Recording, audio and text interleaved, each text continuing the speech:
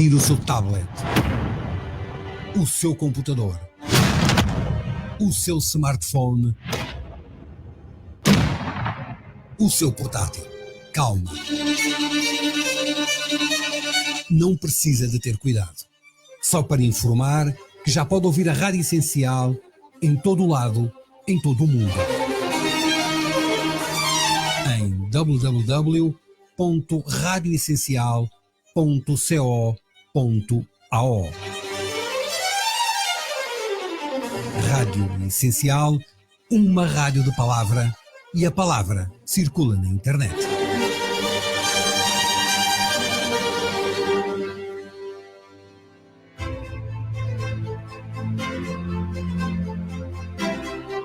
O resumo da semana no programa Dias Andados com Sueli de Melo.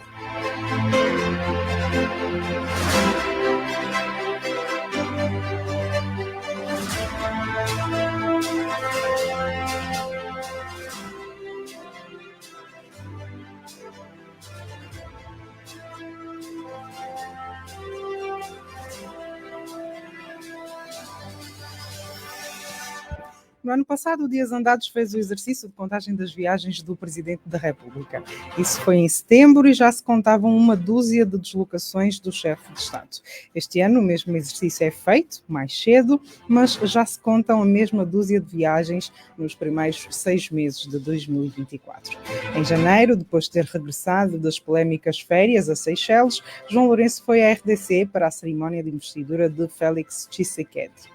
Em fevereiro, fez uma visita oficial à República Checa e à Etiópia para a 37ª sessão ordinária da Conferência de Chefes de Estado e de Governo da União Africana. Já em março fez uma visita oficial à China e no mesmo mês foi à Zâmbia para a cimeira da dupla troika da Comunidade de Desenvolvimento da África Austral. Em abril foi a Portugal participar da comemoração dos 50 anos da Revolução dos Cravos. De seguida efetuou uma visita oficial de 2 dias à Coreia do Sul e ainda no mesmo mês foi aos Estados Unidos para a cimeira empresarial Estados Unidos-África. Em maio foi às Ilhas Comores à investidura do presidente Azali Assoumani. Este mês já foi ao Botsuana para uma visita de Estado e à África do Sul para a investidura de Cyril Ramaphosa. De acordo com o Clube K, em apenas 7 das viagens realizadas no ano passado foram gastos mais de 44 milhões de dólares, sendo que só na viagem a Portugal feita este ano, terão sido gastos mais de 300 mil euros apenas com a acomodação da extensa comitiva que o acompanha a cada viagem, sem contar com a alimentação, aluguer de viaturas, telecomunicações, ajuda de custos e outros gastos. A verdade é que não se sabe ao certo quanto pesam estas dispensáveis viagens aos cofres públicos. Também não se sabe que benefícios dão ao país estas constantes deslocações, senão apenas alguma satisfação pessoal de alguém que provavelmente sempre teve o sonho de ser um exímio explorador do mundo. É, portanto, dado um cheque em branco ao Presidente da República, do qual se deleita e faz o uso ao seu bel prazer. Mais uma prova disso são os créditos adicionais aprovados esta semana para a Assembleia Nacional, Casa Militar e Secretaria-Geral do Presidente da República, que prefazem mais de 118 mil milhões de kwanzas. De onde vai sair esse dinheiro? Por que vai sair esse dinheiro? Para o que vai sair esse dinheiro? Não é da nossa conta. Claro, é indisfarçável a inversão de prioridades diante de toda a turbulência política, caos na segurança pública, atendimento precário na saúde, fracasso na educação, crescente desemprego, economia em níveis nada animadores e a reforma política que continua fora da pauta deste governo. Mas foquemo-nos na saúde, setor para o qual João Lourenço quase jurou de pé juntos no ano passado que não faltaria dinheiro. 9 meses depois da promessa, está o Sindicato dos Médicos a queixar-se que os hospitais não têm recebido a dotação financeira para as despesas com fornecedores de medicamentos, material gastável e outros serviços. A situação dos hospitais daria matéria suficiente e garantida aos média, com realce para os públicos a julgar pelo seu alcance.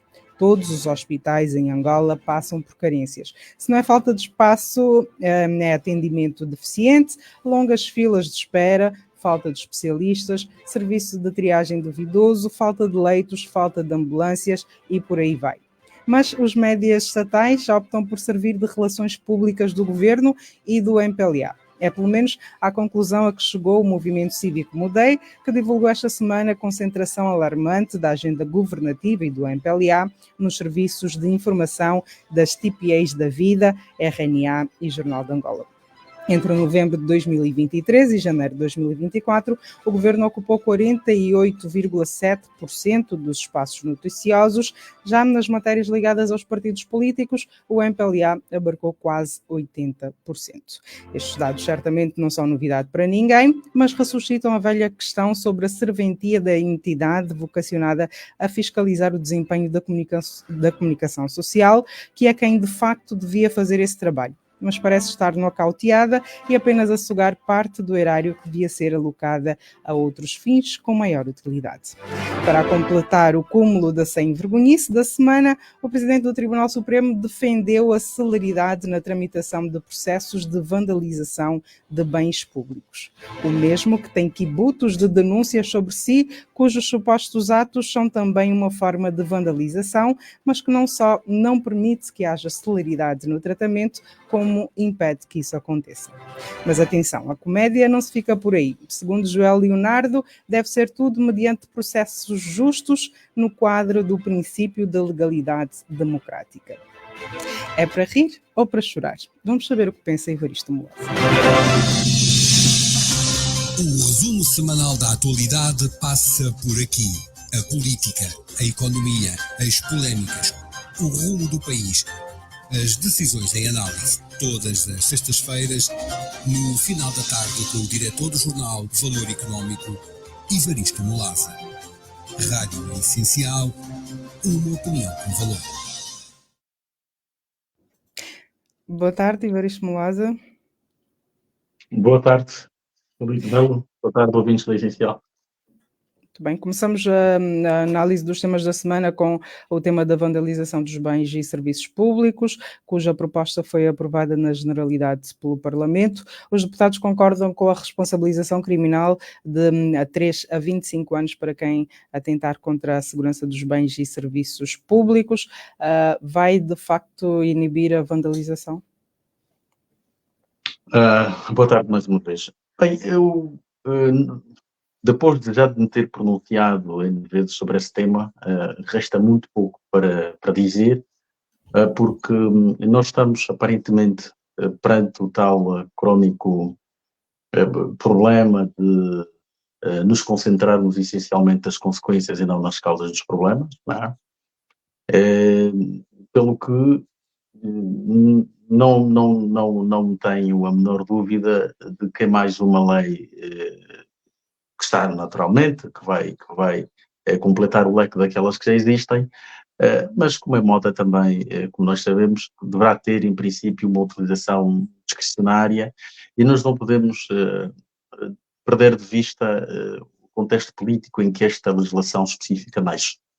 Nós não estamos com isso a querer defender que os bens públicos devam ser vandalizados.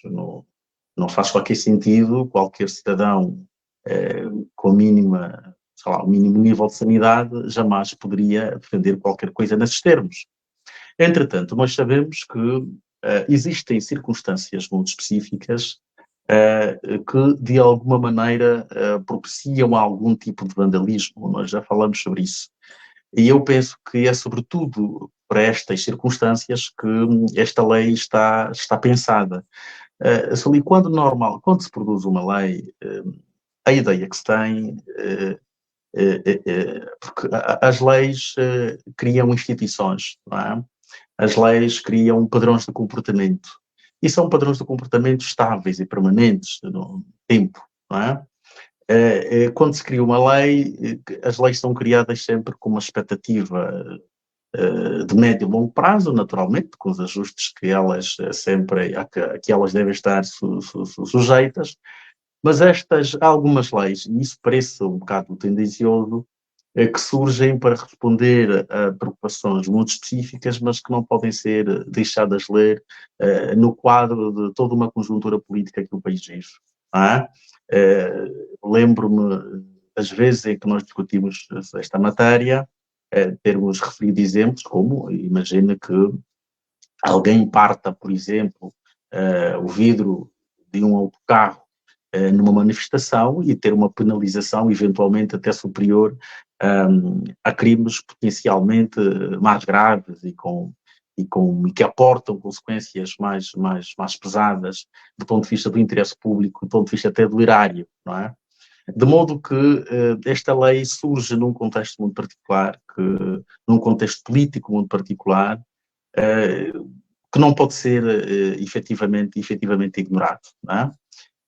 Dito isto, reitero, tal como comecei, nós estamos aqui outra vez, essencialmente, a olhar para as consequências e não para as causas, e eu temo que esta lei venha a ser, mas um instrumento de repressão, porque é preciso nós não perder de vista que é aqui uma componente que tem uma relação muito direta com o Instituto da Liberdade de Expressão, de manifestação, e que pode, de alguma maneira, ser reprimido por via desta lei. Portanto, há aqui uma associação que é inegável, e é neste contexto, é neste quadro político a que eu me referia, que de alguma maneira deverá ter precipitado, digamos, a elaboração e aprovação desta iniciativa legislativa. Repito, não quero com isso dizer que as pessoas que eventualmente danifiquem bens públicos não devam ser suscetíveis de responsabilização, mas como muita gente também entendida na matéria defende, já existia, mesmo a nível do Código Penal, disposições normativas que atendiam a estas matérias, não é? Mas nos últimos tempos, com aquela, não sei se assim posso dizer, se posso designá-la por moda, se temos alguma moda de vandalização de bens públicos, de roubo de cabos de energia, ou tanto de estações elétricas, de vandalização de caminhos de ferro e etc. E depois temos, por outro lado, também esta questão mais política das manifestações. Penso que este quadro que terá propiciado, que terá motivado o surgimento desta lei, mas eu ressalto aqui a preocupação com esta dimensão nada ignorável que ela aporta de eventualmente ser mais um constrangimento ao tema da liberdade de expressão, como de resto é uma preocupação premente, uma preocupação especialmente daquelas pessoas que todos os dias se debatem pelas questões das liberdades, pelas questões pelas questões democráticas, e nesta matéria temos aqui de facto mais um instrumento que deverá ser olhado com algum cuidado. Ainda no quadro ter essa atenção. Ainda no quadro da liberdade de expressão que levantaste aqui, ativistas ouvidos pela Essencial, e isto é público, denunciam que durante as manifestações são introduzidas pessoas infiltradas com o propósito único de criar estabilidade, a fazer atos de vandalização, e de acordo com esta proposta, os organizadores das manifestações também vão responder por esses atos. Achas que é um fator que vai inibir as manifestações em Angola? Eu de alguma maneira, a pergunta que tu fazes vai precisamente ao encontro desta dimensão a que eu me refiro, da possibilidade deste instrumento legal ser mais uma tentativa de, digamos, refriar este tema das liberdades, aqui muito particularmente a questão das manifestações. É evidente que sim, não é? É evidente que sim, é evidente que não, porque tu sabes que as leis também muitas vezes são obrigadas a adaptar-se àquilo que é a própria realidade, àquilo que é a dinâmica da sociedade. Se as pessoas entenderem que estão perante leis injustas, eu não acredito francamente, e sobretudo quando estiver em causa um interesse superior, um interesse da nação, eu não acredito francamente que as pessoas venham a sentir-se refriadas por conta desse instrumento. Agora, o que vai acontecer, como de resto vem acontecendo, desde que o regime do MPLA governa o país, naturalmente há de servir necessariamente desse instrumento para, e eu não tenho a menor dúvida, para de forma discricionária, sobretudo quando estivermos perante situações de cariz político, para atingir naturalmente aquelas pessoas que de alguma maneira revelam críticas a governação, que revelam de alguma maneira críticas ao regime. Portanto, isso é para dizer que, sim, concordo perfeitamente com a colocação que tu fazes. O fenómeno da suposta infiltração não me parece que algum angolano com algum nível de informação só seja desconhecido, portanto é um fenómeno que vem sendo denunciado especialmente por ativistas há muitos anos. Muitas vezes já houve denúncias de escaramuças, se assim o termo, se podemos utilizá-lo, que terão sido iniciadas por pessoas infiltradas e depois com o propósito de responsabilizar os organizadores das manifestações. Portanto, por isso é que eu dizia que esta lei não pode ser dissociada de todo esse contexto político que nós vivemos, não é? É preciso lembrar que é um contexto em que o regime que governa vem manifestando sinais de nervosismo muito fortes e com isso esta preocupação através de mecanismos legislativos endurecer, digamos assim, o poder do Estado, a tal chamada violência, a tal chamada violência legítima, não é? E por isso é que eu digo que este instrumento tem uma dimensão, sim, perigosa, que pode colidir de forma muito franca com questões das liberdades, com questões de direitos fundamentais, que estão, desde logo, prevenidos e consagrados na Constituição, mas vamos ver, o tempo também vai dar-nos, digamos, elementos para pronto, fazermos o devido escrutínio, mas não podemos perder de vista, a título de precaução, que de facto aqui há alguns elementos desta lei que potenciam um cenário difícil a nível da manifestação dos direitos de expressão, de liberdade de expressão e de manifestação, essencialmente. Falavas aqui há bocado da injustiça perante quem, por exemplo, rouba cabos de energia, ter uma pena semelhante a quem desvia dinheiro do erário. Esta proposta foi aprovada na generalidade. Achas que o tema vai ser mais discutido na especialidade? Bem, pode ocorrer. É evidente que enquanto o documento estiver em debate, é possível que possam acontecer alguns ajustes, mas aquilo que nós sabemos, por tradição, é que normalmente os documentos, quando saem da generalidade para a especialidade, quando regressam à generalidade para a votação final, normalmente não trazem alterações muito significativas, particularmente em relação aos temas de ruptura. Quando eu digo temas de ruptura, refiro-me àquelas preocupações essenciais do proponente, porque normalmente o proponente coloca a iniciativa com objetivos muito específicos e naquelas matérias aquelas matérias que o proponente considera essenciais para atingir os seus objetivos normalmente não são alvo de grandes alterações. De modo que, uma vez que a lei foi aprovada na generalidade, vai haver essa discussão a nível da especialidade, mas, repito, se eu me socorrer daquilo que tem sido a tradição do nosso processo legislativo, é muito improvável que, do debate na especialidade, esta lei venha reformulada, sobretudo nesses aspectos que suscitam mais receios, não é? Porque eu não tenho, e como dissociar, como disse aqui há bocado, a preocupação que houve em produzir essa lei, não obstante todo um conjunto de factos que são contestáveis, que são deploráveis, que são condenáveis, porque o fenómeno da vandalização, de facto, existe.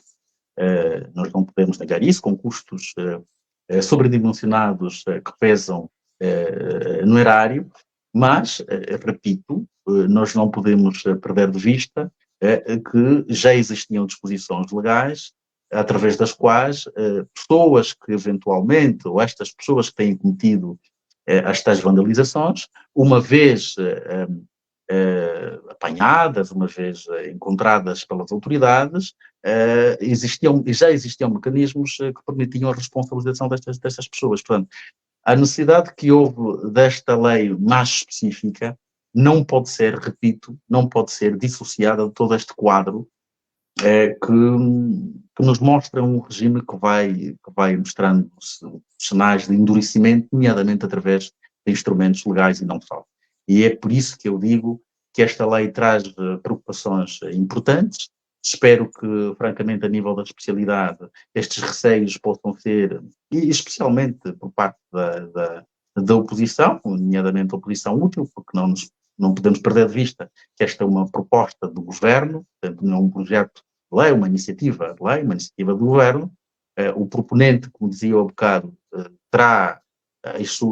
tem seguramente as suas motivações, e é importante que essas matérias que levantam mais preocupações sejam, de facto, discutidas, para que, efetivamente, estas preocupações que nós vamos manifestando, particularmente aquelas que incidem sobre este potencial travão que se queira colocar nas matérias das liberdades de expressão e de manifestação, para que essas matérias sejam efetivamente discutidas e, quem sabe, eventualmente terem um revestimento diferente quando o documento voltar à generalidade. Mas... Achas que a UNITA fez mal em dar um cartão verde a esta proposta? Ou seja, ter a... o argumento que eu ouvi, e eu não diria que tem tornado uma tendência, mas pelo menos não é a primeira vez que o faz, é que terá sido na expectativa de alguma maneira, encontrar um espaço de negociação a nível da especialidade. Por isso é que eu dizia que há bocado vamos manter alguma expectativa, embora a tradição nos diga o contrário. Normalmente os projetos, as iniciativas, quando vão à especialidade, depois de aprovadas num primeiro momento na generalidade, voltam com alterações muito pouco significativas. E nós não podemos perder de vista que, não obstante a força que a UNITA tem, neste momento, do ponto de vista do equilíbrio parlamentar, o MPLA continua a ter a possibilidade de aprovar um instrumento como este, por exemplo, só com a sua maioria absoluta, dispensando naturalmente eventuais contribuições que venham da UNITA e que sejam no sentido contrário àquilo que são as pretensões do proponente. Não é? Por isso é que não se pode, embora nos permitamos cogitar alguma expectativa, mas nós não podemos perder de vista que, de facto, há uma tradição de como as coisas normalmente funcionam, e mais do que isso, nós temos um poder, apesar desse relativo equilíbrio que existe, nós temos um poder que tem capacidade de aprovar esse instrumento, independentemente do que possa ou não dizer a oposição. Sim, mas a UNITA não aprovando esta proposta também sinalizaria alguns pontos que provavelmente não concorda que existem que existe nesta proposta. Sim, é claro que o voto contra, do ponto de vista do simbolismo político, tem sempre uma interpretação diferente. Mas nós estamos aqui perante uma situação em que, eventualmente, se a UNITA não concordar com temas de ruptura, como dizia há bocado, terá a possibilidade de, quando o documento regressar à generalidade, votar contra. Não é? Portanto, a discussão ainda não está terminada. Como eu disse há bocado, o argumento de que foi necessário viabilizar para se encontrar a possibilidade de novos entendimentos a nível de especialidade, de alguma maneira é atendível, mas há de haver uma aprovação final, depois da discussão na especialidade, em que os partidos que eventualmente não concordarem com esta lei poderão então manifestar de forma mais determinada de que lado efetivamente é que se posicionam. Agora, compreendo, porque nós estamos a falar de um processo político que necessariamente envolve alguma estratégia, alguma luta, alguma negociação, e se este foi o entendimento, nós não estamos naturalmente dentro dos processos, nós acompanhamos os processos por fora, não temos ideia de possíveis pré-negociações que possam ter existido nesse sentido, estou a dizer possíveis, não estou a dizer que tenha efetivamente acontecido, mas se o argumento que se nos foi apresentado é este, vamos esperar que o documento saia então da especialidade e que os partidos ouçam a sociedade civil, particularmente aquela que aponta os tais aspectos de ruptura, de modo a que saia um documento que nos possa de alguma maneira surpreender e que contraria a tradição, como eu dizia aqui há bocado, dos documentos, quando saem da generalidade, vão para a especialidade e normalmente saírem daí com muito poucas alterações significativas, sobretudo em relação às matérias de maior interesse. O presidente do Tribunal Supremo pede celeridade nestes processos e, acima de tudo, que sejam tratados com base na legalidade. Achas que vai ser um pedido atendido? Bem, é verdade que isto é um bocado tragicómico, e é um bocado tragicómico vindo de quem vem, como é evidente. Há um lado institucional, se nós quisermos ser decentes, que temos de compreender. Naturalmente, o Presidente do Tribunal Supremo, independentemente de quem é e de toda a contestação que lhe está à volta, ou que lhe está associada, tem um papel institucional que cumpre e naturalmente, o discurso oficial não pode ser outro. Não é? Nós não podíamos ouvir, porque enquanto ele estiver aí, tem responsabilidades que naturalmente assume, intervém necessariamente na administração dos processos que são da sua responsabilidade, das matérias que são da sua responsabilidade, e pronuncia sobre... estar aliado aos atos, às práticas? Bem, mas isto, se nós olharmos para aí, atenção que eu não estou com isso a querer defender, o que eu estou a dizer é compreensível que do ponto de vista do discurso ele diga o que disse, porque não diria, não era esperado que o Presidente do Tribunal Supremo, independentemente das circunstâncias de forte contestação em que se encontra, não era esperado que dissesse o contrário. Não era esperado, bem, aprovem lá esta lei e nós vamos fazer aqui tudo e mais alguma coisa para inviabilizar isso. Não é? Vamos fazer tudo e mais alguma coisa para que os processos não sejam céleres. É evidente que este discurso político não poderia ser outro. Agora, o lado tragicômico a que eu me referia tem a ver necessariamente com o rosto que dá voz, não é, a este discurso. Estamos a falar de alguém que, de facto, não sei o que é que se pode dizer mais sobre o Presidente do Tribunal Supremo. Eu não tenho registro. Nós vamos fazendo algum trabalho, eu não diria de pesquisa, mas algumas leituras para realidades comparadas, para tentar perceber situações que possam ser equiparáveis àquilo que nós vivemos em Angola relativamente ao Tribunal Supremo, e é muito difícil encontrarmos situações, não encontramos situações parecidas. É claro que aqui, nós não estamos aqui naturalmente a incluir as Coreias do Norte, não é? Porque são regimes que não se fingem democráticos, como é o nosso caso, não é? Mas nas realidades democráticas, nós ficamos com alguma curiosidade a fazer alguma pesquisa, alguma leitura, e não há nada para que se pareça, fique muito próximo daquilo que nós vemos hoje a nível do Tribunal Supremo angolano. Por isso é o tal lado tragicómico. Mas a questão do distanciamento entre a prática e o discurso não é uma situação isolada do Presidente do Tribunal Supremo. É uma questão, digamos, do próprio regime em si, e muito particularmente do governo.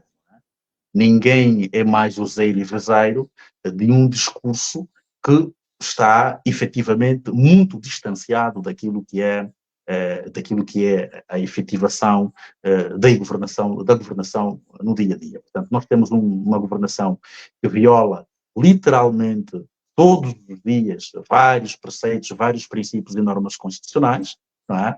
E ao mesmo tempo que vai dizendo que respeita a Constituição, ao mesmo tempo que vai dizendo que é um Estado democrático de direito, mas a prática é toda contrária, portanto, a esse discurso.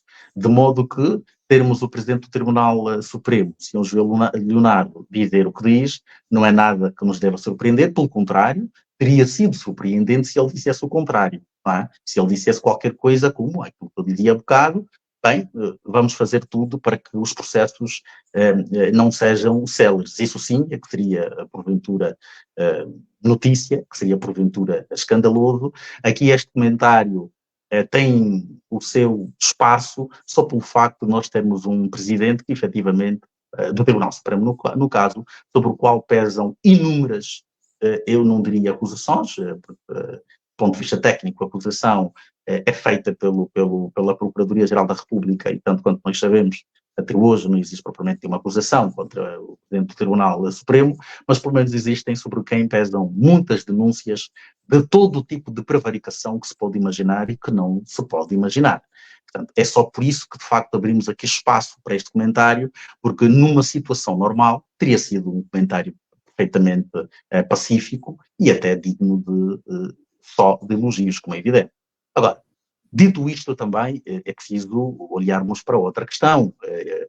Por muita vontade que o Presidente do Tribunal Supremo, numa situação normal, vamos assumir que não fosse Joelho Leonardo, que fosse um Presidente não contestável e sobre quem não pesassem todas essas denúncias a que nós temos estado a assistir, vamos pensar que fosse um sujeito, digamos, imaculado, não é? Pelo menos do ponto de vista da percepção e da opinião pública, ainda assim, a celeridade dos processos não dependeria só de mera vontade. Deveria haver aqui uma combinação de vários fatores, desde logo a necessidade de capacitação em termos de recursos materiais e humanos das próprias instituições, porque não percas de vista que a pobreza da justiça, e quando digo a pobreza, refiro-me aqui à dimensão material, a pobreza da justiça, portanto, também é um tema recorrente. Nós temos, quer a nível dos tribunais, quer a nível da Procuradoria-Geral da República, portanto, esses principais órgãos que intervêm na realização da justiça, as mais diversas queixas sobre insuficiências graves em termos materiais. Portanto, a celeridade dos processos não dependerá só de um discurso, não é? De boa intenção, de boa fé, mas também dependerá de uma conjugação de fatores como estes a que eu me refiro, nomeadamente a capacitação em termos materiais, em termos humanos, das instituições que zelam por estas matérias, porque de outro modo estaremos perante só mais um discurso de faz de conta, como é evidente. Muito bem, 18h04, informar os eventuais ouvintes e internautas novos por aqui, que este é o programa Dias Andados, vai ao ar todas as sextas-feiras, depois das 17h30, podemos ser acompanhados nas nossas páginas do Facebook e do YouTube e naturalmente pela sintonia 96.1. Vamos avançar para outro tema que marcou também a semana. Entre novembro de 2023 e janeiro de 2024, o governo ocupou 48,7% dos espaços noticiosos dos órgãos públicos, enquanto o MPLA ocupou quase 80%. Esta informação não é propriamente nova, só faltavam talvez estes números, não é? Mas parece ser um cenário que não tem fim à vista. Bem, desde logo eu penso que a primeira consideração que devo fazer em relação a esta matéria é naturalmente uma menção de elogio às pessoas que trabalharam esta matéria no escrutínio, o movimento Mudei no caso, porque eu penso que é aí onde está o mérito do trabalho, essencialmente, o investimento de tempo, de recursos para fazer esse escrutínio, esta monitorização. Penso que é aí onde essencialmente reside o mérito desse trabalho, porque os resultados que nos são apresentados, como tu referiste muito bem, não surpreendem rigorosamente ninguém, salvo se estivermos aqui, se andarmos a conviver com alguns extraterrestres, mas quem de facto acompanha a nossa realidade, mesmo até de fora, não se poderá surpreender com as conclusões que este escrutínio do movimento Mudei traz. Não é? Portanto, por isso é que eu digo, desde logo, as felicitações pelo é verdade que é um trabalho que requer alguma paciência, investimento de algum tempo, esse trabalho de monitorização, e é um trabalho, repara, que tem uma metodologia diferente, não é? Nós não estamos a falar propriamente de entrevistar pessoas, de inquéritos, trabalhos que normalmente podem suscitar sempre alguma margem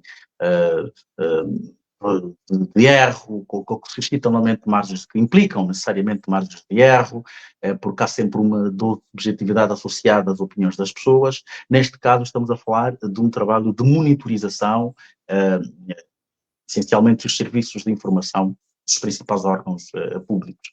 Repito, eu penso que é nesta dimensão que se coloca efetivamente o mérito. De resto, é uma realidade com a qual lidamos todos os dias e que é manifestamente preocupante, como é evidente, temos de o dizer outra vez, porque não há outra forma de o fazer, especialmente quando nós temos um regime que nos afirma todos os dias que estamos perante um Estado democrático de direito. Repare que há aqui várias derivações. Eu há bocado dizia que nós temos um governos, temos um regime que atropela todos os dias a lei mais importante, que é a Constituição, porque nós estamos aqui perante, por exemplo, colocamos aqui em causa, por exemplo, o direito ao acesso à informação, não é? Quando, a nível, por exemplo, dos conteúdos relacionados com os partidos políticos, repara, perante uma ligeira alteração de paradigma, pelo menos do ponto de vista da representatividade. Nós temos hoje a oposição quase com metade do Parlamento. E ainda assim, nas matérias que dizem respeito à política partidária, o MPLA aparece com uma média de 80%, bem, isto fala por si, isto fala que independentemente, mostra melhor que independentemente destes avanços, devemos considerá-los assim, que ocorreram do ponto de vista da representatividade parlamentar, a verdade é que as instituições do Estado estão de tal maneira castradas que do ponto de vista prático a realidade não muda, tudo se mantém igual, não é? Nós temos ouvido volta e meia o líder da oposição dizer que penso que alguém terá feito contas há relativamente pouco tempo, que são mais de 1000 e não sei quantos dias, que o líder da oposição não dá uma entrevista num órgão público relevante, não é? Relevante ou irrelevante, não dá uma entrevista. Portanto, são esses dados que são irrefutáveis, não é? E que são contraditórios face a tal narrativa de que estamos, é como ouvirmos, não é? Do governo de que Angola é um Estado democrático de direito, do governo e particularmente do partido que suporta o regime. Portanto, contra argumentos ou contra factos não há argumentos. Não é? Estamos aqui perante uma violação grosseira da Constituição, porque se coloca em causa o direito à informação, o direito das pessoas a se informarem e serem informadas, e repito, não podemos perder de vista esse elemento particular numa situação em que há uma alteração do ponto de vista da representatividade, do paradigma da representatividade no Parlamento. Isto por si só devia motivar, em circunstâncias normais, devia motivar alguma alteração do ponto de vista do espaço que é concedido a estas instituições, não é? Ou portanto, aos partidos políticos, não é?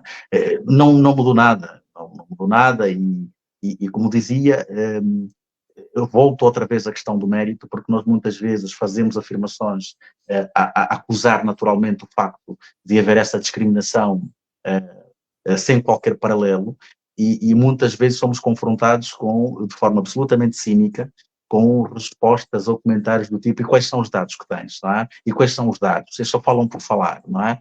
Por isso é que esse trabalho do MUDEI tem, de facto, esta componente muito importante, que é o facto de nos permitir não só dizer e acusar aquilo que já está, ou seja, sermos obrigados a explicar aquilo que está à vista de todos, porque, cinicamente, muitas vezes, estes reparos são contrariados, não é? E com o argumento de que quais são os dados, de modo que este tipo de informação, de facto, dá aqui uma pujança diferente quando nós saímos para mostrar precisamente estes desequilíbrios que existem do ponto de vista do acesso à comunicação social e pública. E aqui a questão da comunicação social pública é importante que se diga. Eu já ouvi, permite-me aqui, já ouvi pessoas com alguma idade para ter juízo, que muitas vezes se atrevem a fazer comparações com a imprensa privada, fazem menção nomeadamente ao que faz, por exemplo, uma rádio Despertar, e é lamentável porque, desde logo, são comparações que jamais poderiam ser feitas, sob todos os pontos de vista, quer do ponto de vista da responsabilidade que os próprios órgãos têm, porque nós não podemos perder de vista que os órgãos públicos pelo menos deveriam ser públicos, não é? Que, pelos vistos não são, deviam ser públicos, porque são órgãos que são suportados por receitas do erário, e é preciso que se diga que este erário passa aqui o pleonasmo, é público, como é evidente, ou seja, são recursos de todos, portanto, não há critério de comparação possível. Por outro lado, tem a questão da própria abrangência que esses órgãos têm, porque nós não podemos perder de vista que falamos de um país cuja maioria das províncias, ou em cuja maioria das províncias, não há sequer rádios ou rádios privadas, por exemplo. vamos falar até de jornais que praticamente desapareceram, não existe comunicação social privada, no sentido literal da expressão, não é? Portanto, aqui a comunicação social pública ganha relevância particular pelo alcance que tem, não é? Porque chega basicamente a todo lado e pelo facto de estarmos num país que uma parte significativa da população não tem acesso à informação alternativa, não é? Pelo menos aquela informação produzida pelos órgãos tradicionais. Diz Facebook, mas o Facebook é o que é. Aquela informação trabalhada e produzida pelos órgãos tradicionais, nós temos grande parte da população que não tem acesso a essa informação, não é? E não tem acesso porquê? Porque, pronto, nós temos os órgãos públicos, que são aqueles que levam esta informação e levam-na de forma muito selecionada. Por isso é que eu evocava aqui a questão da violação de um direito também que está perfeitamente consagrado em termos constitucionais, que é o direito que as pessoas têm de serem informadas, de se informarem e serem informadas. Mas, como digo, uma mensagem de encorajamento, naturalmente, ao movimento Mudei, mas a comunicação social, naturalmente, como já o disse várias vezes, não seria um elemento à parte daquilo que é o paradigma do regime. A comunicação social é um esteio importante do regime e a forma como mostra isto mesmo é através de indicadores como estes, não é? Esta discriminação totalmente absurda, não é? Dos operadores políticos, porque 80% para um partido, nas circunstâncias em que vivemos hoje, bem, é qualquer coisa que mostra que, de facto, este país tem muito por onde trabalhar, estamos muito longe, mas muito longe sequer de nos afirmarmos como um Estado de Direito, quanto mais um Estado democrático, não é? Portanto, estamos muito longe. São sinais evidentes de violações permanentes, sistemáticas, da negação do tal Estado democrático, da negação da competitividade política, portanto, da reafirmação de que há aqui uns herdeiros do poder, talvez uma herança divina, e por causa disso é preciso mantê-lo a todo custo, e por via de expedientes como estes, que eu me estou a referir, o controle absoluto da comunicação social pública, por exemplo. Portanto, nós estamos muito longe, não é? Nós estamos a dizer aqui, nós estamos a descrever realidade nenhuma nova, mas é importante denunciá-la todos os dias. Por muito fastidioso que seja, por muito que as pessoas fiquem exauridas por estarem aparentemente todos os dias a dizer a mesma coisa, mas nós não temos alternativa a isso.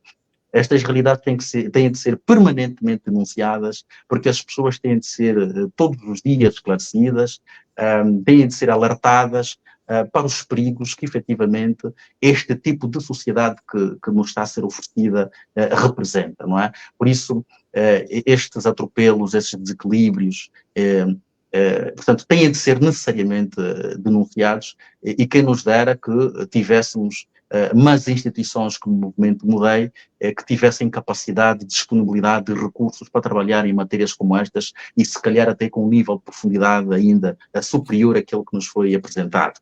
Repara que o movimento, este trabalho saiu em paralelo com outro que o Movimento Mudei também fez sobre a matéria dos direitos humanos, concentrado muito particularmente na região do leste do país, nomeadamente as províncias das Lundas Norte e Sul do Mochico, e também abarcou a província de Conde Coango, em que nos são relatadas situações de violações de direitos humanos, que também não são necessariamente novas, mas que de facto reforçam aquilo que eu dizia há bocado, que nós estamos muito longe do tal ansiado Estado de Direito democrático, porque são prisões arbitrárias, são agressões reiteradas contra cidadãos, que muitas vezes até há situações que são relatadas aí, em que, nomeadamente nas Lundas, em que as pessoas às vezes nem sequer há um relato de pessoas que foram agredidas, nem sequer foi por uma manifestação, mas foi porque foram tentar fazer uma audiência com o governador provincial e foram maltratadas e foram, portanto, estamos muito longe, mas temos que continuar a denunciar. Há bocado Temos que meio continuar a que denunciar essas práticas. Há bocado meio que menosprezaste o poder do Facebook, mas é uma alternativa. Estes relatórios, por exemplo, estes que acabaste de citar, e tanto como outro de monitoria dos média públicos, foram amplamente divulgados pelas redes sociais, e tirando alguma média privada, foi a partir dessa fonte que muita gente também recebeu esta informação. Portanto, Não, eu não relativizei, e não podes dizer isso porque tu já te ouviste todas as vezes do mundo a sublinhar a importância que as redes sociais têm, num contexto até particularmente como o nosso, não é? Porque hoje as redes sociais têm ocupado um espaço, muitas vezes até mais significativo em determinadas circunstâncias do que aquele que é ocupado pela mídia tradicional, e particularmente a imprensa privada, que tem dificuldades de várias ordem. Portanto, não me desprezei. O que eu estava a dizer é que nós não podemos perder de vista, porque estávamos a falar sobre a questão da responsabilidade que os órgãos de comunicação social públicos têm, eu estava a referir-me a isso, não podemos perder de vista, e hoje quase todos são, e hoje são todos públicos, as televisões são todas públicas, a outra que não é pública também, porque o público aqui e o privado do Empalá se confunde, não é? Então aquilo do Empalá também aparentemente é público, mas também é privado, o privado entende-se do Empalá, portanto é tudo no fundo da grande família que governa Angola, do regime que governa Angola. Eu dizia que estes órgãos têm uma importância diferenciada, desde logo pelo alcance que têm, não é? Porque as redes sociais têm a importância brutal que têm, nós não podemos esquecer, mas as redes sociais ainda foi há relativamente pouco tempo, eu penso que ouvimos da boca do Sr. Presidente da República, que a cobertura, salvo erro, da internet andará à volta dos 33%, salvo erro, não sei se terá sido este número que foi avançado, da população. Portanto, estamos a falar de um terço. O que é que eu quero dizer com isso? Que nós temos aqui uma população significativa, uma parcela significativa da população, que acaba por ter praticamente como único meio, como únicos meios de informação, os órgãos de comunicação social privados. Aliás, públicos, porque os privados também têm constrangimentos. Tirando Luanda, Cabinda, Huambo, Benguela, salvo erro, não sei se me está aqui a escapar uma, as outras províncias todas não têm, obviamente aqui não entra Luanda nas contas, como é evidente, não têm, por exemplo, rádios privadas, não têm, por exemplo, rádios privadas, não é? O que existem são as ramificações da Rádio Nacional, em termos mais minúsculos, não é? São as rádios provinciais, e muitas vezes, em algumas realidades, as rádios privadas que existem são rádios privadas que foram criadas pelo Empalá. Portanto, estas pessoas acabam por não ter alternativa. E os únicos meios que eles têm, que estas pessoas têm melhor para aceder à informação, produzem esta informação muito afunilada. Portanto, cortam direito a estas pessoas de terem acesso a uma informação diversificada, não é? Porque quando nós temos o espaço de informação dos principais órgãos públicos naquilo que diz respeito a matérias reservadas para partidos políticos, 80% consumido pelo Empalá, isto de facto está-se aqui a negar um direito constitucional às pessoas de se informarem e serem informadas. Não, e ponto final, diga-se o que se disser, não é? E se no passado, de alguma maneira, se dizia, bem, o Empalá é o maior partido, o partido tem 2/3, ou tem maioria qualificada, portanto, porque atenção que isto se diz nos órgãos públicos até de forma quase que científica. Sueli, deixa-me só contar aqui um episódio para dar uma ideia de como é que estas matérias são, o tipo de lavagem cerebral, não é, que se faz. Eu lembro-me que a época em que eu estudei jornalismo no IMEL, nós termos tido alguns, eu não diria seminários, mas pronto, alguns encontros com jornalistas seniores dos órgãos públicos, que iam às escolas para explicar como é que as matérias, do ponto de vista da relevância editorial, eram estratificadas, não é? Mas aquilo não era tomado como uma opção editorial, aquilo era explicado como se, do ponto de vista científico, do ponto de vista da ciência, do jornalismo, a coisa tinha de funcionar assim. Bem, primeiro são os órgãos de soberania, não é? O Presidente da República, a Assembleia Nacional, os tribunais, e quando os órgãos de soberania esgotam, venham para lá. Não é? E aquilo era nos passado como ciência, não como opção editorial. Não é? E há pessoas ainda hoje que pensam assim. Não é? Há muita gente que pensa assim, não é? Que infelizmente anda num casulo, sei lá, há 30, 40, 50 anos, não sai daí e pensa mesmo assim. E toma aquilo não como uma opção editorial, mas efetivamente como ciência do jornalismo.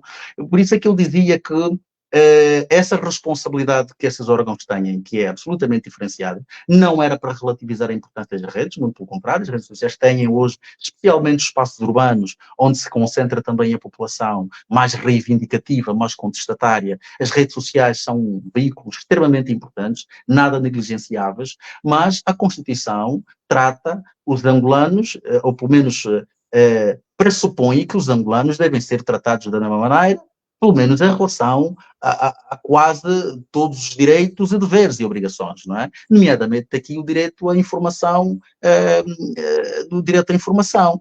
Portanto, e aquilo que nós vemos é que nós temos o próprio Estado, nós temos o governo, nós temos o regime que vem governando o país e que aprova a Constituição a dizer que os angolanos, em princípio, são iguais perante quase todas as matérias, nós sabemos que não são, mas pronto, pelo menos há esse postulado constitucional, e isto aqui incluindo em termos de acesso à informação. Ora, quando nós temos esses órgãos que têm o alcance que têm, não é? Que para muitas pessoas são os únicos meios de acesso à informação e que depois fazem este funil, não é? E se no passado se podia dizer, não, o MPLA tem 80%, por isso é que merece 80% de espaço nos órgãos públicos. Bem, hoje o MPLA tem 51%. Por que é que tem 80% dos órgãos públicos? A questão do governo é outra matéria. Eu até compreendo que a análise que se faz relativamente ao espaço que se dá ao governo é mais compreensível, porque efetivamente o governo é o ator principal da agenda política, o governo é que faz, é que desfaz, é que faz programas, é que constrói, é que gera um orçamento geral do Estado e tudo gira em torno da ação governativa, não é? Portanto, eu até compreendo que em relação ao governo, seja o qual for, porque normalmente o governo faz e depois o resto reage.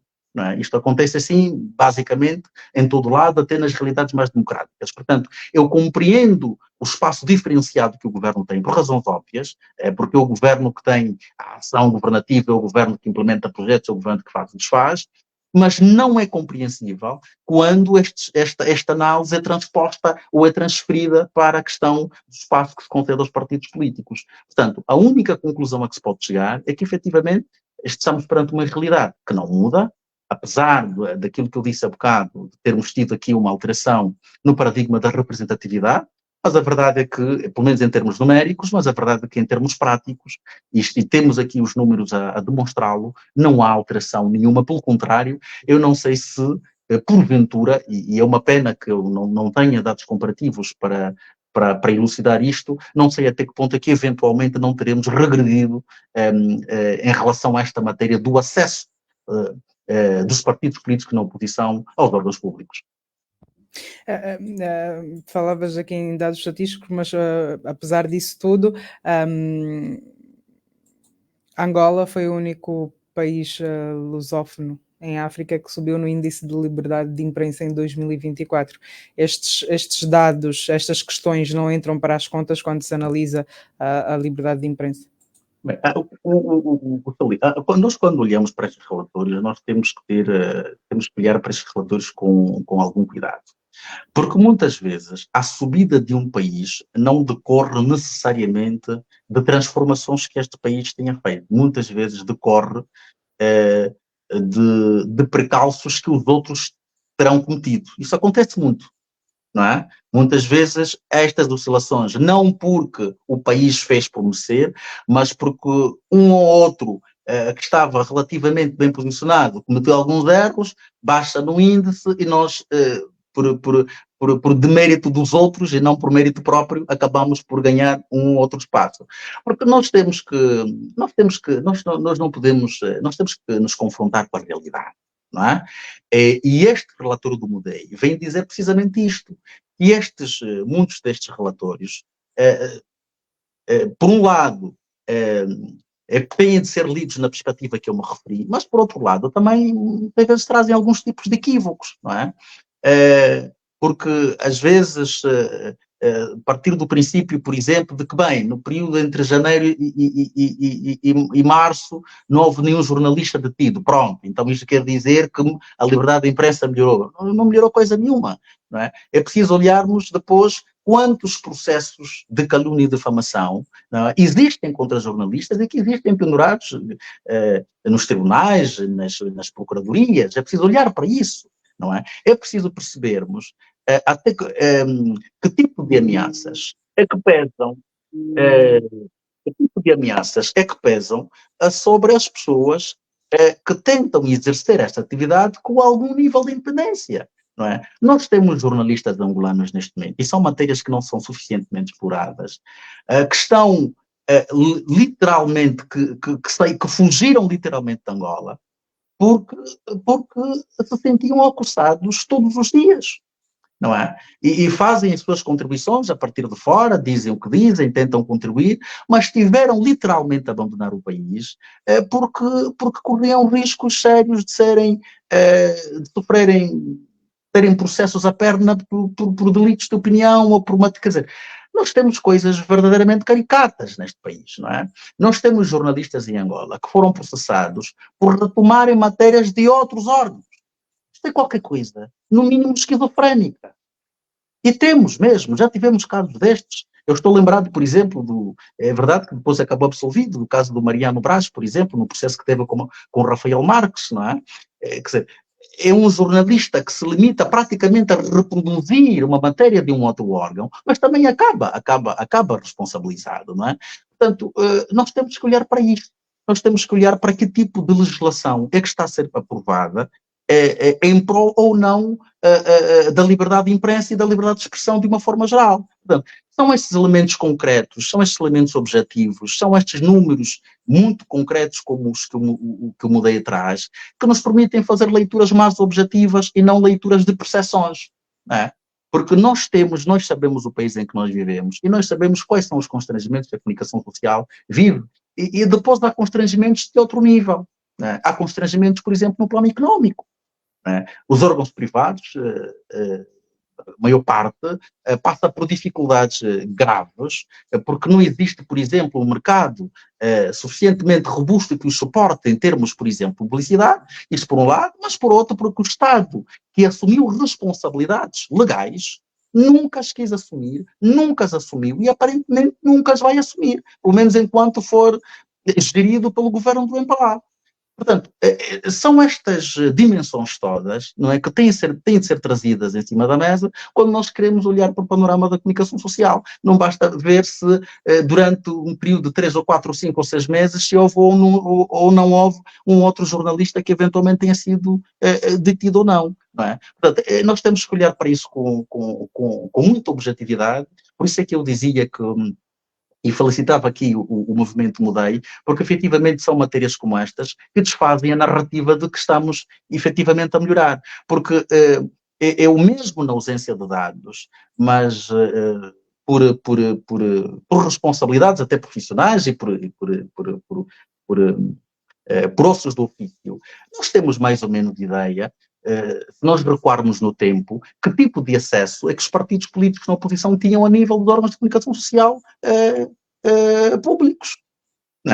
Não era muito incomum, sei lá, 8, 9, 10 anos, nós vermos as lideranças dos partidos políticos com alguma regularidade nos órgãos de comunicação social públicos.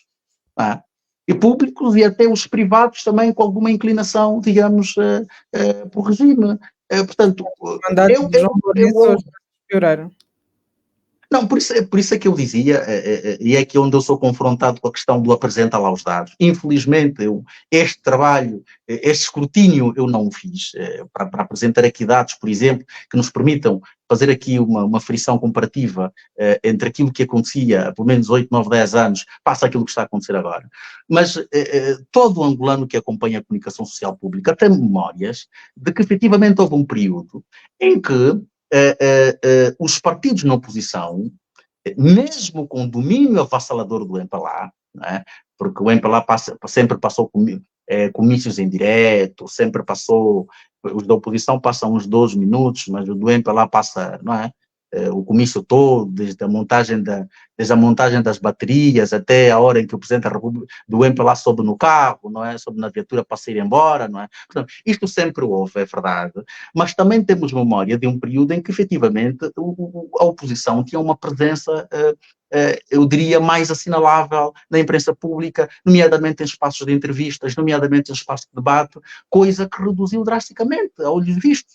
Digo a pena que eu não tenha os dados para, a exemplo do que fez o Mudei, mostrar aqui duas realidades comparadas, mas de memória nós sabemos que, de facto, nesta matéria, nós mais do que... Nós nem sequer estagnamos, nós efetivamente regredimos em relação a essa matéria. Muito bem, 18 horas e 33 minutos, vamos avançar para outro tema. O Sindicato dos Médicos manifestou preocupação com a situação financeira dos hospitais, aponta que as unidades de saúde não recebem dotação financeira há 4 meses. Pergunto-me, Mulaza, o Presidente da República mentiu aos angolanos quando disse que não faltaria dinheiro para a saúde? Bem, também isto não sei em que circunstância que não houve mentiras, ou pelo menos não houve inverdades, ou pelo menos não houve omissões. É muito difícil, sem querer ser do contra, como muitas pessoas preferem dizer, mas também é muito difícil encontrarmos muitas situações em que efetivamente o Presidente da República foi assertivo em relação às promessas. E eu vou responder-te isso mais uma vez, socorrendo-me da lei. Ora, o Orçamento Geral do Estado é aprovado todos os anos em sede de uma lei. E repara que eu vou, de certo modo, relativizar aqui até o discurso, porque nós sabemos que o discurso é o que é, o Presidente da República diz o que diz, e já dissemos aqui que a distância entre a prática e o discurso é qualquer coisa, sei lá, um fosso incomensurável, não é? Mas eu dizia que o Orçamento Geral do Estado é aprovado todos os anos em sede de uma lei, portanto, uma lei do Orçamento Geral do Estado. E esta lei, e por acaso a lei do Orçamento Geral do Estado, do Orçamento Geral do Estado 2024, na matéria da execução orçamental, diz nomeadamente que o Presidente da República, em face ou perante constrangimentos de vária ordem que se pudessem colocar em matéria de arrecadação de receitas, poderia cativar até 45% das dotações de quaisquer projetos, ou de quaisquer projetos, com exceção de 3 áreas, nomeadamente a saúde, nomeadamente a educação, nomeadamente os programas de combate à pobreza. Isso está escrito na Lei do Orçamento Geral do Estado, que aprovou o Orçamento Geral do Estado de 2024. Portanto, poderia haver cativações de até 45% de qualquer projeto, com exceção de projetos inseridos nesta área. Ora, esta denúncia que traz o Sindicato dos Médicos, como primeira leitura, até porque ainda não tivemos respostas mais, digamos, de respostas formais, ou pelo menos ainda não os obtive, a menos que eu esteja distraído, não sei se já terá havido alguma explicação oficial sobre isto, mas como primeira leitura, aquilo que nos parece é que porventura estarão a existir as tais cativações que a lei proíbe. Não é? Porque se estes órgãos não estão a receber orçamentos, se essas unidades não estão a receber orçamentos, é muito provável que estejam a acontecer cativações. E a lei diz expressamente que estas cativações para as áreas da saúde, da educação e para os programas de combate à pobreza, não pode haver cativações. Não pode. Isso está escrito na lei do Orçamento Geral do Estado. E não se diz salvo, não há salvo nenhum. O salvo é para projetos de outras naturezas, de outras latitudes, de outros setores, de outras dimensões. Para essas 3 áreas, a própria lei do Orçamento Geral do Estado proíbe cativações. E repito, como primeira leitura, aquilo que nós podemos percepcionar é que, porventura, estas cativações que estão proibidas na lei provavelmente estarão a ser aplicadas. Portanto, seria muito interessante nós, a essa altura, já termos tido após a denúncia, e repara, mais uma demonstração de que, de facto, chamar governo a esta entidade que nos governa é um bocado generoso demais, não é? Porque a esta altura, perante uma denúncia com este nível de gravidade, e repara que uma denúncia que se concentra num setor que é levado, aparentemente, que o Presidente da República, uma das bandeiras, como tu disseste aí há bocado, a promessa de que efetivamente poderia faltar tudo e mais alguma coisa, menos dinheiro para a saúde. Portanto, o Presidente está a ser contrariado, por um lado, mas é o lado que eu até relativizo, porque efetivamente aquilo que o Presidente diz talvez é para escrever, não sei se vale até escrever a lápis, é preciso esperar para ver, não é? Mas a própria lei determina que não se façam cativações. Portanto, alguma coisa de muito errada não está certa aqui. Por isso é que a esta altura, e se nós tivéssemos efetivamente um governo digno de nome, perante uma denúncia desta dimensão, nós devíamos ter tido já algum tipo de esclarecimento que nós não temos. E nós não temos porquê? Porque nós não temos um governo digno desse nome. Não temos, simplesmente. Não. Permite-me aqui, Sueli, fazer aqui, as pessoas quando governam, permite-me só fazer aqui uma extrapolação, talvez até despropositada, mas só para dar uma ideia de que os governos às vezes até devem fingir que respeitam as pessoas, pelo menos fingir. E é uma realidade que volta e meia, infeliz ou felizmente, nós vamos sempre citando pela relação de proximidade que existe, que é a realidade portuguesa. Tu tens um governo que assumiu funções há 2 meses, e este governo, no seu manifesto, no seu programa de governação, que apresentou aos eleitores, prometeu apresentar uma agenda de combate à corrupção. Em 2 meses, é verdade que ainda se trata de uma agenda que está a ser também alvo de muita discussão na sociedade portuguesa, nomeadamente a nível das elites.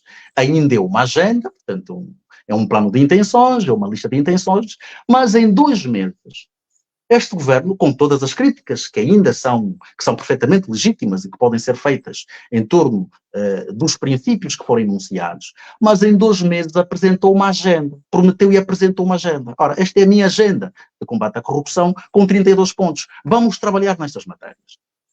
Quanto tempo o governo de João Lourenço, que disse que ia combater a corrupção, como o seu principal projeto, não foi o caso da coligação em Portugal, né? O combate à corrupção não era o principal programa do governo da coligação, no caso angolano não era.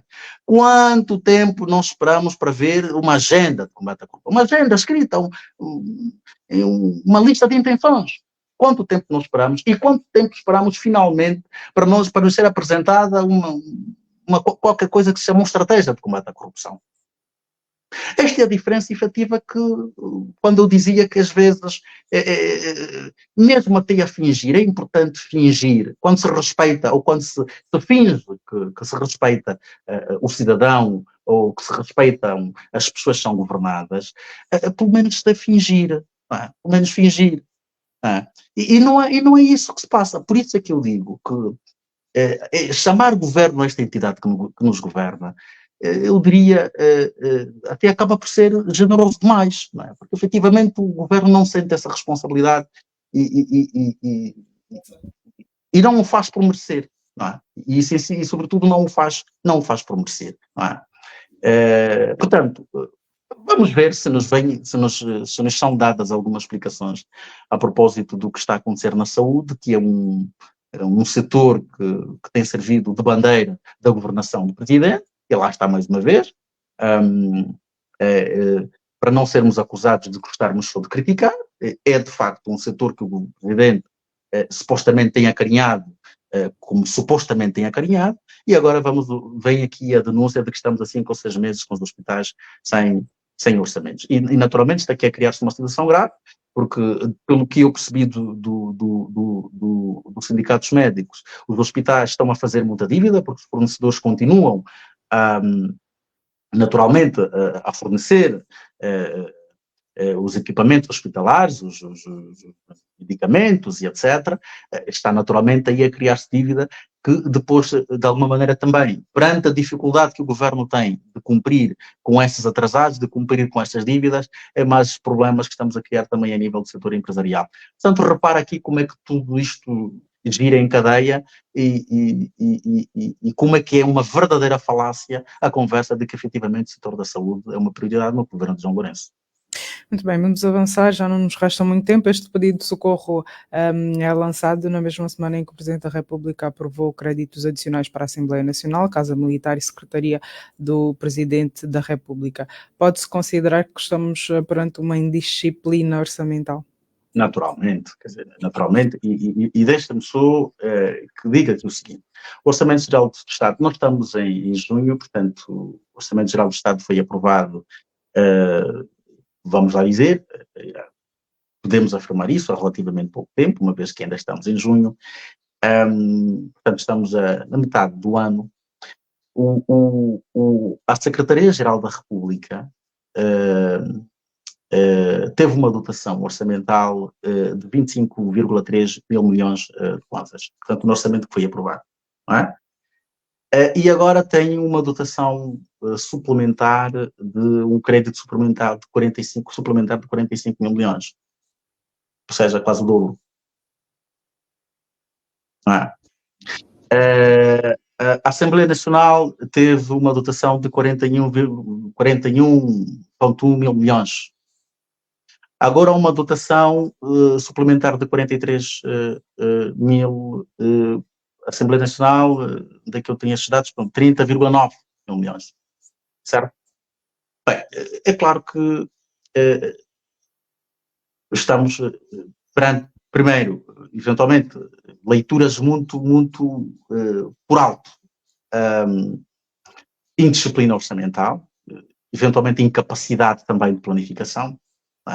Qualquer das realidades é tão grave quanto isto, porque nós estamos há muito pouco tempo, desde que este Orçamento de Estado começou efetivamente a ser executado, para que a esta altura do campeonato tenhamos estes créditos adicionais aprovados, ainda que tenham cobertura legal, mas na verdade, quando nós temos um governo que diz que está a lutar para a consolidação orçamental e depois, por outro lado, mostra-nos sinais que concorrem para a chamada indisciplina orçamental, quer com aprovações desses créditos adicionais, quer com as contratações emergenciais que não têm caráter emergencial. Portanto, tem um governo que, por um lado, vem dizendo que estamos preocupados com a consolidação orçamental e, por outro, com a consolidação, que implica necessariamente uma disciplina orçamental, e, por outro lado, depois temos esses sinais estranhos, não é, que dizem, estranhos como quem diz, são sinais contraditórios em relação àquilo que são os pretensos objetivos do governo. Isto por um lado. Por outro, é preciso também notar, quer dizer, nós estamos a falar, repara que são créditos aprovados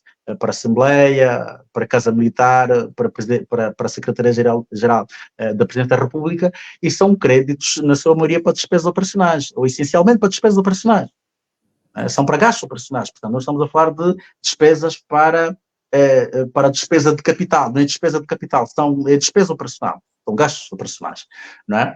E por outro lado, temos a tal saúde para a qual não devia faltar dinheiro de jeito nenhum, não é? Agora, buscando aqui as palavras do Presidente, pode faltar dinheiro para a Assembleia, pode faltar dinheiro para a Presidente, para a Secretaria-Geral, até pode faltar dinheiro para a Casa Militar, mas não deve faltar dinheiro para a saúde. Olha, estes números vêm dizer-nos outra coisa, não é? Que de facto não pode faltar dinheiro para a Assembleia, não pode faltar dinheiro para a Casa Militar, não pode faltar dinheiro para a Secretaria-Geral da República, mas pode faltar dinheiro para os hospitais. Estes créditos adicionais ficam a critério do Presidente da República, mas devia-se ou não, pelo menos devia ou não ser discutido na Assembleia Nacional?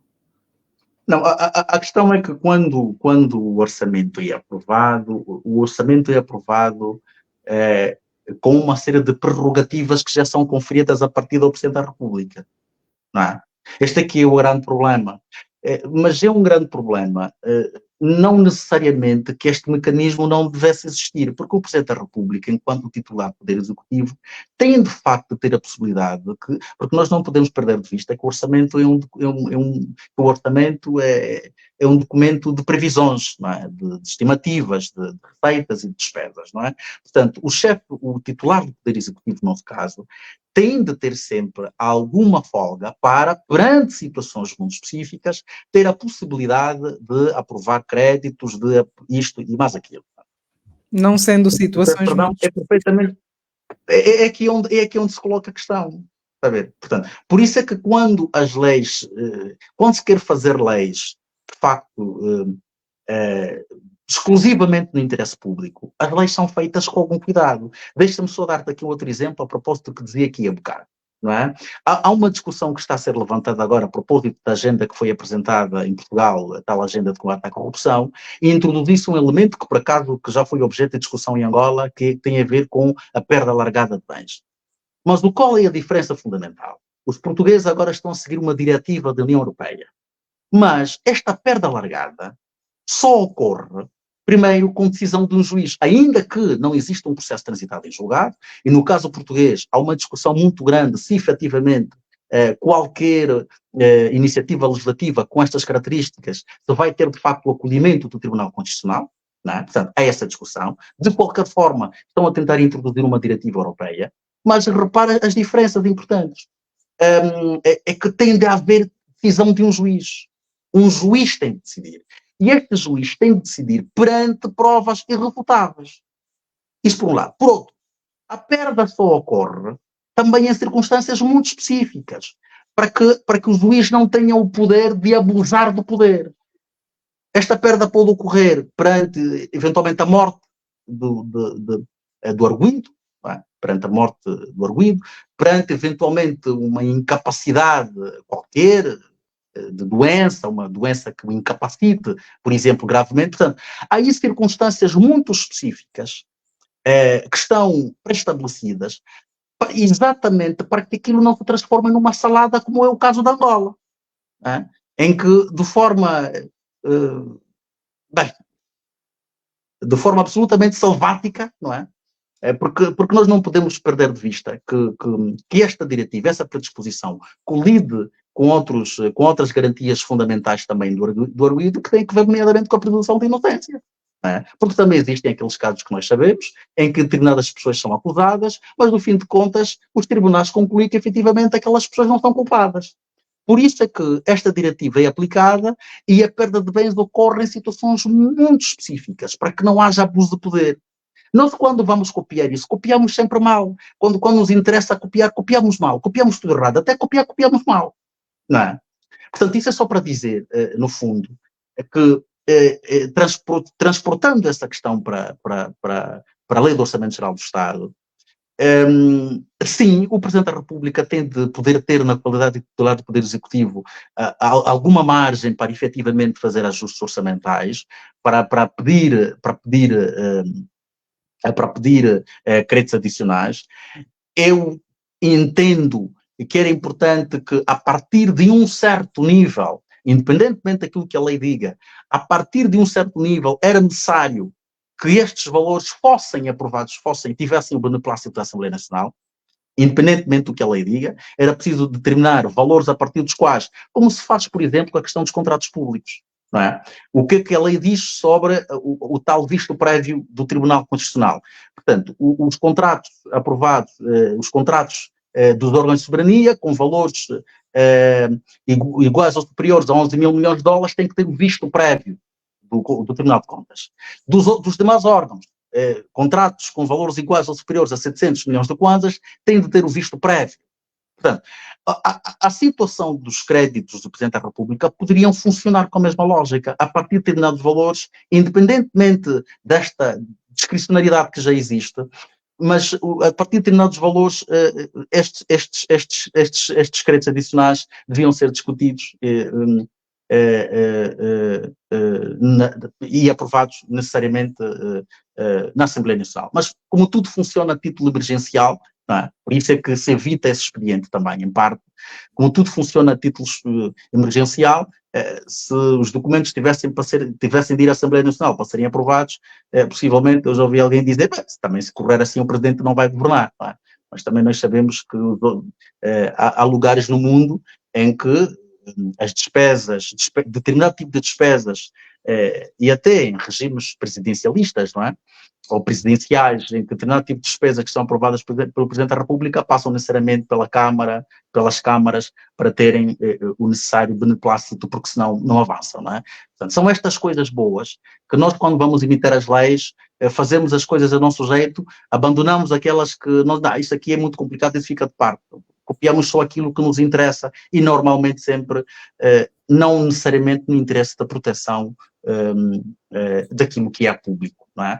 Por isso é que compreendo o que dizes, a discricionariedade, ou pelo menos esse espaço de manobra tem de existir, mas era importante que existisse aí algum instrumento que pusesse algum tipo de freio, como acontece, por exemplo, com as garantias soberanas, não é? As garantias soberanas, o Governo ou o Presidente da República pode autorizá-las, mas há um limite de 230 mil milhões, portanto, acima disso não pode.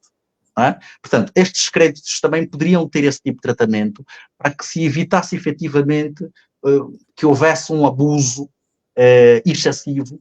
Claro que todo abuso é excessivo, estou aqui no fundo a fazer uma redundância, mas sobretudo também para que houvesse aqui uma maior preocupação das entidades que têm a responsabilidade de fazer a planificação do Orçamento Geral do Estado, porque pronto, são entidades que estão nisto há muito tempo, não é? E pelo que nós vamos... Agora, não sei também se é uma questão de falta de capacidade de planificação ou é só uma questão de nós termos um presidente que acha que eu posso aprovar e ponto final. Portanto, também a realidade política angolana é tão complexa que às vezes nós podemos eventualmente atribuir responsabilidades em termos formais a um determinado órgão, quando na prática, na verdade, às vezes aquele órgão é contra, porque nós sabemos de situações em que determinada pasta ministerial tem um determinado entendimento sobre a abordagem de uma determinada matéria, mas a nível da Presidência da República as matérias têm outro tipo de entendimento. Por isso, às vezes, é muito difícil também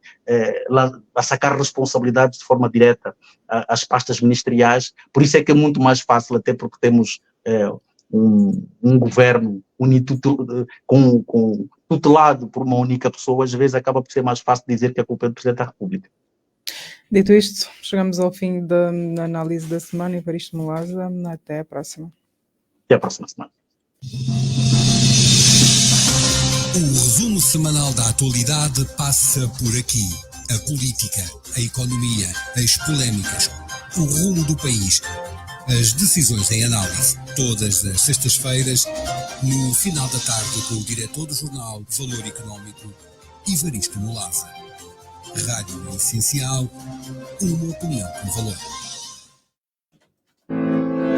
18h54, é chegada a hora de colocarmos um ponto final a mais uma edição do Dias Andados. Já sabe que não nos vamos sem ouvir as perguntas, sem ofensa, de Geraldo Embaló.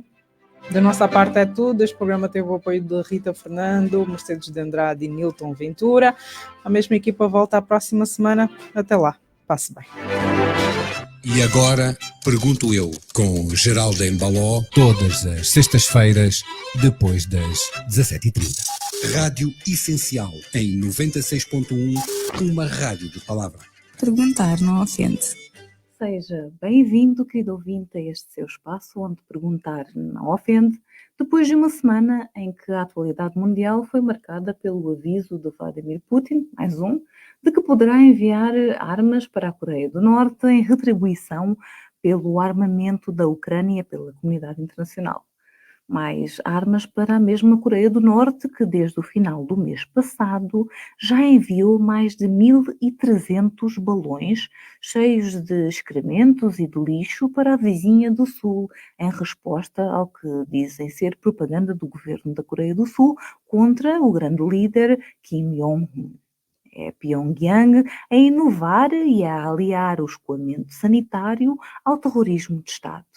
Há vizinhos que realmente não interessam a ninguém, que representam um perigo de guerra constante. E a propósito desse tipo de vizinhos, Benjamin Netanyahu, outro vizinho a evitar, atacou publicamente o presidente americano Joe Biden, segundo ele, por nos últimos meses Biden estar, vamos dizer, a embarrar armas e munição para Israel, que é, segundo Netanyahu, o aliado mais próximo dos Estados Unidos. Israel, que, segundo observadores internacionais, terá largado mais de 70 mil toneladas de bombas em Gaza desde outubro, ultrapassando os bombardeamentos de Londres pelos alemães, de Hamburgo e Dresden pelos aliados, tudo durante a Segunda Guerra Mundial, a Segunda Grande Guerra. Entre nós, o chefe andou em voos novamente, nada que seja notícia, e o chefe da diplomacia portuguesa, esse sim é notícia, aterra também em Angola para preparar a visita do novo primeiro-ministro português a Luanda, a convite do presidente angolano. Há questões importantes, naturalmente, a serem tratadas e, obviamente, não falo da crescente comunidade angolana em Portugal, que mais do que duplicou na era João Lourenço, produto da governação de fazer fugir os angolanos do país. Falo de outras questões que podem ser pertinentes, pelo menos para os portugueses, como o decréscimo do consumo de vinho português, por exemplo, que foi esta semana notícia, pelo recuo de 10% no consumo angolano. Isto será naturalmente consequência da depreciação do Kwanza, da falta de divisas e da queda do consumo devido à inflação, que significa que quem deixou de consumir era aquele angolano de classe média e alta e que atualmente está a sofrer com a crise e que o consumo se concentra cada vez mais na classe alta, provavelmente com os dirigentes à cabeça. E a este propósito dos dirigentes responsáveis por certamente elevados consumos de vinho e de álcool, li um artigo num jornal português a propósito da Operação Influencer, uma investigação que é responsável por ter feito cair o interior português, tinha ganho eleições com maioria absoluta, e os juízes que tiveram acesso no âmbito dessa operação, aproveitaram para deixar um recado aos políticos. Os políticos devem abster-se de negociar à mesa, aconselham os juízes. O recurso a almoços e jantares em que políticos e promotores de projetos de investimento se juntam à mesa da refeição para acertar estratégias de solução de problemas e de condução de procedimentos e etc., deveria ter sido evitado, porque não é correto, dizem os juízes, e gera uma percepção de opacidade, promiscuidade e ilegalidade. Esses assuntos devem ser debatidos no ambiente formal dos ministérios e os almoços e os jantares e os convívios devem ser adequados ao desenvolvimento de relações familiares e de amizade. Deixaram os juízes escritos no acórdão. Por outras palavras, se vai governar, não beba. E a avaliar pelos zigue-zagues das decisões dos nossos governantes, e agora pergunto eu, será bebida? Na semana passada, o Valor Económico noticiou o anúncio de um novo programa de aceleração da agricultura que prevê o investimento de 85 mil milhões de kwanzas e um aumento de cerca de 10 mil toneladas de cereais anualmente. Estes números, estas toneladas. O novo programa de aceleração da agricultura familiar surge quando o outro parece esticar o pernil a nível mediático, pelo menos o famoso Planagrão, de que agora não se ouve nada, foi apresentado como dinamizador do setor privado, com investimento projetado de 670 milhões de dólares anuais entre 2023 e 2027, isto para atingir a cifra de 6 milhões de toneladas de cereais por ano, que nós vamos ver com um binóculo. Isto tudo planos sonantes, com números sonantes e que não faltam e que se sobrepõem uns aos outros, assim como também se sobrepõem as autoridades que os devem implementar. Enquanto a produção real de cereais e do restante no país se mantém em níveis incapazes de suprir a demanda interna. Não faltam exemplos desses zigue-zagues que podem parecer fruto de elevado consumo de vinhos também na semana que passou, o Ministro de Estado e da Coordenação Económica instruiu a um aumento de taxas no setor da exploração de recursos florestais na ordem dos 300%, que os empresários do setor consideram uma loucura e que vai resultar em ainda mais desemprego e provavelmente em mais pedidos de visto para fugir não do país, mas da governação de que o país vai sofrendo. Os anúncios de aumento do desemprego têm-se multiplicado ultimamente. O setor nacional de bebidas, por exemplo, o grupo Castel, apesar de um aumento anunciado de 55% dos preços, já anunciou despedimentos para julho. O Banco BIC, por exemplo, anunciou o despedimento de cerca de 400 trabalhadores com encerramento de 40 dos seus 230 balcões. E os 500 milhões de empregos que o chefe havia prometido no início da sua governação é que se vão tornando cada vez mais conversa de vinhaça, com o desemprego a galgar terreno todos os anos. Hoje mesmo, depois do Ministro dos Transportes reunir com o Governador do BIE, pouco mais de 2 semanas depois do Valor Económico publicar uma reportagem sobre as moscas que vão sendo as únicas a voar no aeroporto do BIE, eis que a TAG anuncia uma retoma de 2 voos semanais que interrompeu há 2 anos por falta de passageiros. O que terá mudado? Será agora que a crise aumentou substancialmente, que a inflação também aumentou substancialmente, que o consumo decresceu e que vai sendo afogado? Será que é agora que é suposto haver passageiros que justifiquem a rota? Enfim, estes zigue-zagues que provavelmente só poderão ser regados a vinho ou outra coisa qualquer, deixam de facto o conselho: se governar, não beba. Mas é com esperança teimosa, querido ouvinte, que marcamos aqui encontro. Até à próxima, na sua Rádio Essencial. E agora, pergunto eu, com Geraldo Embaló, todas as sextas-feiras, depois das 17h30. Rádio Essencial, em 96.1, uma rádio de palavra. Perguntar não ofende.